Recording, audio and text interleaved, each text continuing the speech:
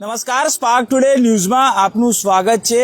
એક બાજુ વડોદરા મહાનગરપાલિકા દ્વારા વિશ્વામિત્રી રિવાઇવલ પ્રોજેક્ટ હાથ ધરવામાં આવ્યો છે। વિશ્વામિત્રી નજીકના તમામ જગ્યાઓ પર કોતરો ખુલ્લી કરવામાં આવે છે। સાથે કહી શકાય કે આ કોતરોની આજુબાજુ આપજો કે પ્લાસ્ટિકનો સામ્રાજ્ય જોવા મળ્યું। જો એ કોઈ મોટી ઘટના સર્જાય, જો પાણી પૂર આવે તો બધું પ્લાસ્ટિક ફરી એક વખત કહી શકાય કે અહીંયા વિશ્વામિત્રીમાં જતું રહે છે। ત્યારે હવે આ આખી ઘટના અંગે શું કહેવું છે લોકોનું, કારણ કે જે પ્રકારે આખું પ્લાસ્ટિકનું ગોડાઉન અહીંયા તૈયાર કરવામાં આવ્યું છે, જે કચરો આવે છે ડોર ટુ ડોર ગાડીઓની પણ અહીંયા ગાડીઓ આવી રહી છે।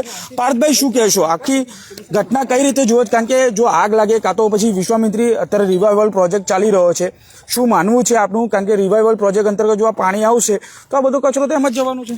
100% કોર્પોરેશન કેવું છે કે વિશ્વામિત્રી સફાઈ અત્યારે જે બતાવી રહી છે કરીને એ કચરો પાછો આ અહીંયા સાઈડનો કચરો પાછો પાણીમાં જશે, એટલે ફરી એમને નવું બજેટ મંજૂર કરશે। એટલે ગમે તેમ રીતે એવું લાગી રહ્યું છે કે કોર્પોરેશન જાણી જોઈને ખર્ચા પાડવા ઈચ્છે છે, એટલે જ આ નદી કિનારે આવો કચરો રાખ્યો છે। બીજું કે આ ટોટલી તમે જો આજુબાજુ આ બધું પ્લાસ્ટિક છે। આ પ્લાસ્ટિક અહીંયા આગ લાગશે અને કોઈ જાતનું અહીંયા ફાયર સેફટીની કોઈ વસ્તુ એ લોકોએ વસાવી નથી, એટલે એ આગ જતી જતી રહેણાંક વિસ્તારની અંદર જશે, લોકોને તકલીફ થશે। એટલે આની અંદર સ્પષ્ટપણે કોર્પોરેશનની લાપરવાહી દેખાઈ રહી છે। બીજું તમે જુઓ કે અહીંયા ડોર ટુ ડોરની પણ ગાડીઓ અહીંયા છે। હવે જ્યારે ડમ્પિંગ સ્ટેશન તમે બનાવેલું છે મુજમોડા પાસે, તો પછી અહીંયા કચરો નાખવાનું કારણ શું છે?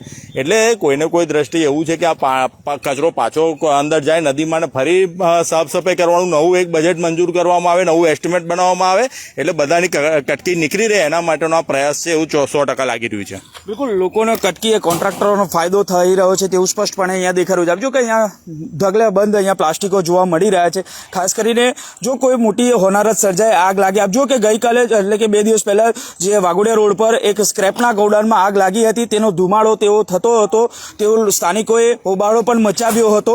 તો આ પ્રકારની જો ઘટના સર્જાય તો લોકોમાં સ્વાસ્થ્યને એક હાનિકારક બની શકે। અન્ય લોકો છે તેમની સાથે પણ વાત કરીશું। આપ જો કે લોકો પણ છે, શું કહેશો? જે પ્રકારે માની લો કે મોટી હોનારત થાય તો જવાબદાર કોણ?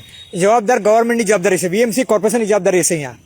અને વીએમસી કોર્પોરેશન વિચાર્યું છે કે આજુબાજુ રહીશ ઇલાકો છે, અમે કોર્પોરેશનની વાહનો લઈને અહીંયા કચરો ઠલવાય નહીં, અને પ્લાસ્ટિક જ્યારે બળશે ત્યારે એની જે દુર્ગંધ આવશે એ દુર્ગંધ આજુબાજુ રહીશવાળા રહી નહીં શકે, અને એટલી બધી ગુમરામણ થશે કે એમાં 25% માણસો મરી બી શકે છે। અને આની જે દુર્ગંધ છે આવે છે આજુબાજુ વિસ્તારમાં જાય છે, અને આજુબાજુ વિસ્તારમાં ચોમાસામાં એટલી બધી દુર્ગંધ આવશે કે જેનાથી માણસો બીમાર પડી શકે છે। એના માટે આ બધી જવાબદારી છે વીએમસી કોર્પોરેશનની રહેશે। અને આમાં કોરોના અત્યારે ચાલી રહ્યો છે, આ પ્લાસ્ટિક ખરાબ છે, ખરાબના કારણે કોરોના બી વધી શકે છે આના કારણે। બિલકુલ, ખરેખર જો જાગૃતતા લાવવાના પ્રયાસો તો થઈ રહ્યો હોય તો પછી આ પ્રકારે અહીંયા ઠલવાની જવાબદારી નથી કોર્પોરેશન, આ જગ્યા જ નથી વોલિડ કરી કે કોર્પોરેશન આ જગ્યા ઠલાવી શકે। એમની જે વોલિડ જગ્યા છે એ જગ્યાએ કચરો ઠલાવવો જોઈએ। આ જગ્યા બિન જરૂરીથી અને બિન ખોટી રીતે આ કચરો અહીંયા ઠલવાઈ રહ્યો છે, અને આજે પબ્લિક હેરાન થઈ રહી છે અહીંયા। બિલકુલ, પબ્લિક હેરાન થઈ રહી છે। આપ જુઓ કે મારા કેમેરામેનને કહીશ કે આગળ જ જે પ્રકારે અહીંયા રિવાઇવલ પ્રોજેક્ટ હાથ ધરવામાં આવ્યો છે પાલિકાનો, અને આ કચરો અહીંયા ઠાલવવામાં આવી રહ્યો છે, પ્લાસ્ટિક અલગ પાડીને એમાંથી રૂપિયા કમાવાની પણ ગેલછા આ જે ડોર ટુ ડોરના ડ્રાઈવરો છે તે કરી રહ્યા છે। જો કે અહીંયા વિશ્વામિત્રી રિવાઇવલ પ્રોજેક્ટની કામગીરી ચાલી રહી છે। આપ જુઓ કે જે પ્રકારે 1200 કરોડ ફાળવવામાં આવ્યા છે। ગત વર્ષે વડોદરામાં પૂરની પરિસ્થિતિ સર્જાઈ ત્યારબાદ નવલાવાલાની કમિટીના અધ્યક્ષસ્થાને આ પ્રોજેક્ટ તૈયાર કરવામાં આવ્યો, અને આ પ્રોજેક્ટ અત્યારે લગભગ 60 થી 70% ઉપર કામગીરી થઈ ચૂકી છે। આપ જુઓ કે અહીંયાથી વિશ્વામિત્રી નદીને પહોળી કરવામાં આવી રહી છે, જોઈ શકો છો।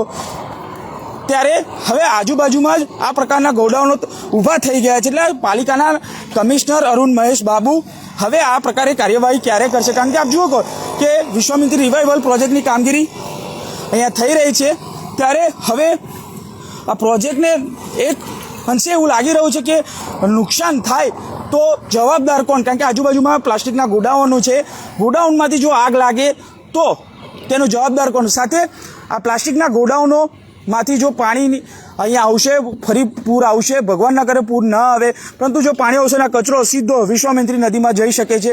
ત્યારે હવે પાલિકાના કમિશનર ક્યારે આ બાબતે ધ્યાન દોરે છે તે જોવાનું રહ્યું। કેમેરામેન નિહાની સાથે Surat Solanki, spark today news, Vadodara.